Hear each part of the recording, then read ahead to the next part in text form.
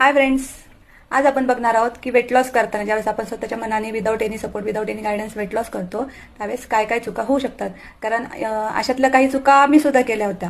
तर काय होतं की ज्यावेळेस आपण स्वतःच्या मनाने वेट लॉस चालू करतो त्यावेळेस एकतर माहिती नसतं, त्यामुळे फॅट डाएट्स काही ट्राय केली जातात.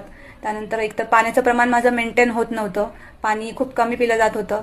त्यानंतर दुसरं म्हणजे पुअर डाएट होतं, म्हणजे खाण्यापिण्याकडे दुर्लक्ष व्हायचं, एकतर मील स्किप व्हायचं किंवा मग जे आवडते पदार्थ किंवा एक्स्ट्रा कॅलरीज पोटामध्ये जायच्या.